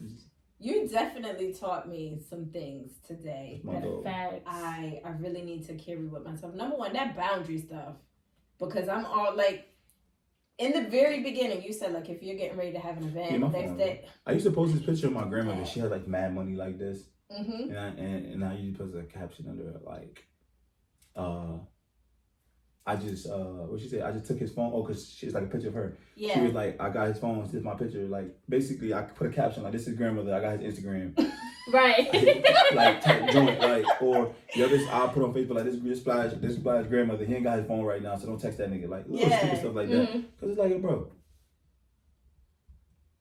do not ask me nothing stupid. Yeah. Please. Yeah. That's a great tip though for entrepreneurs, please. like to keep that balance. Me alone. Yeah, man. Leave him alone. You can't answer a phone that you don't have. Right. So just leave it. Right. No, that's really what I'm taking today. Because I am so like, because I have a heart for people, I have a passion for people. You got $1 million right now? I don't. Cool. Can you give a person $1 million if they need it? I couldn't. Exactly. If you ain't got your phone, how could they reach? I'm gonna think about that. No, not even think about that. I'm gonna remind myself of that because I'll just answer the phone for like people that I know that have relied on me to be there for them. Even if I'm like tapped out, I will still answer the phone for people. I will still be there. And that's cool, but like, when there's a I can't help you to my highest ability. And if people deserve your best, if you're going to get them something, don't give nobody no half-ass shit. Right. You don't like you don't half-ass. Right. If you go order some food and you half-ass food, I'm going to be mad.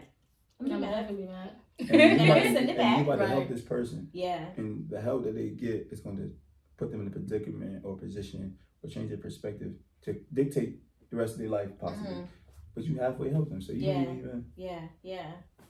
That boundary stuff, that was good for me today. Yeah, that was a self-check. This is just try to get people to just like build yourself the way you want to see yourself at your highest, like security, not insecure, but your highest security. Whatever you feel the best about. Build it this way, nigga. If you want to be 6'9" and you really 5'10", build your mirror to make you look 6'9". Yeah. And then it's like, when somebody be like, you small, and be like, how? Compared to who? Nigga, I don't operate off of what you operate. I operate off my own mirror. Like, it don't make no sense. Right. You get what I'm saying? Yeah. Yeah. Because what I see when I look at you and what she see when you look at you is not the same. Right. Makes no sense. We just said that when you got here. Like, literally, when you first got here. Like, I had gave this analogy to somebody who was talking about, like, chairs, like, trust. The trust is high. Like, we naturally are born trusted in everything. Like, you know what I mean? It's things that happen. Like, yo, like, when you sat down, you ain't pulled a chair. You just turned your back to it and you sat. You believe whatever you saw before you sat down. You saw the chair, you believe that you sat. Now, if I would have pulled the chair, you bust your eyes. next time, you would have been holding on to it. Right. Now your trust is fucked up. Yeah. You know you seen it, your trust is fucked up. Yeah. You know how to, you wash your face the same way every day, but you still check it to make sure it's done. Yeah. And you check every mirror and make sure, because there's been a time when you found that you probably had like something in your nose. Yeah. So now you lock the door, you still turn the handle to make sure it's locked. The trust is not there. So you see it. Right. But you Right. And that's like, I feel like the whole thing got to flow like in that. Or else, bro, just kick the can, bro. Check out. Let somebody else get the job that you got, the house that you got, the car that you got. Just check out. That's true. I think my takeaway today is definitely my way of thinking.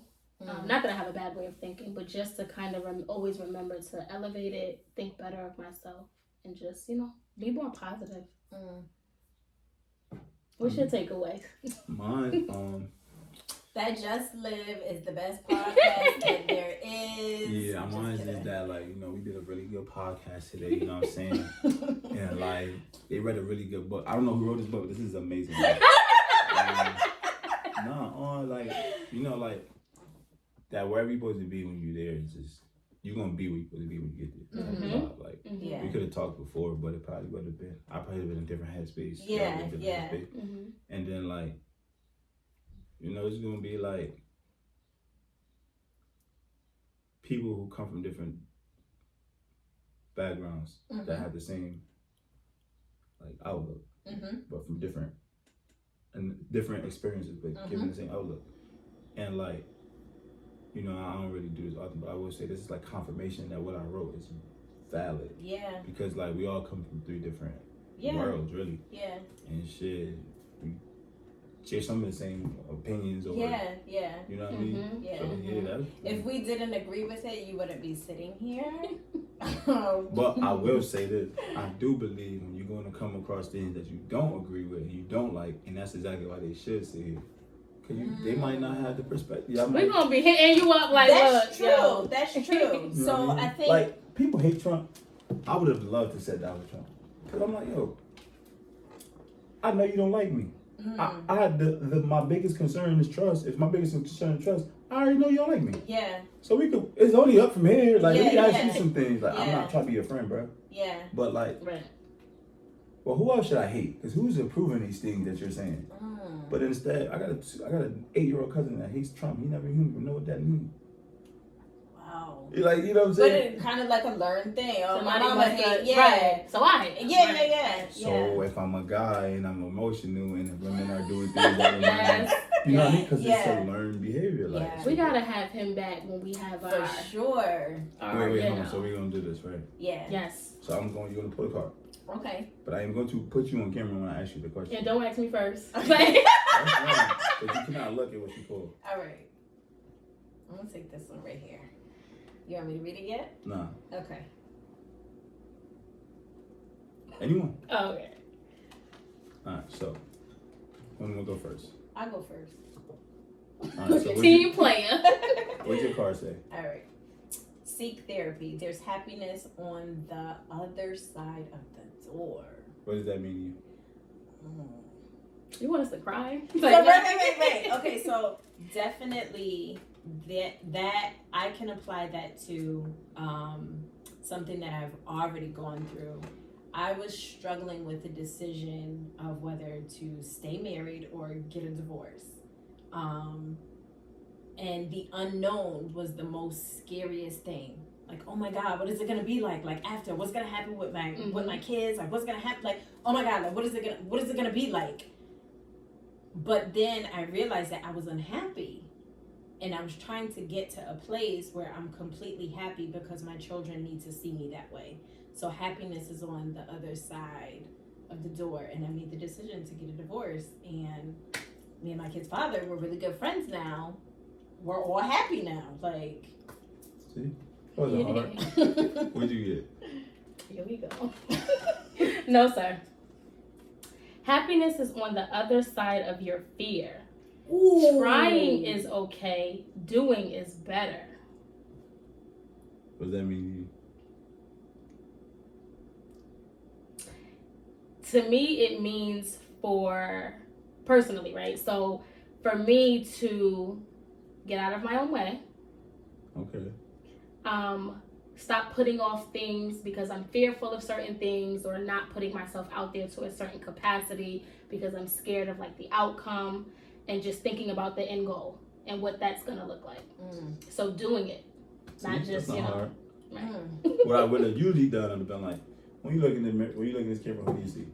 Right, yeah. Who's that? Actually, no, I see someone that is made in the likeness and in the image of God. I want you. She's so silly. I see someone who is learning, growing, and aspiring to be the best version of herself. What do you see that you don't like internally? Oh, here you go. Internally,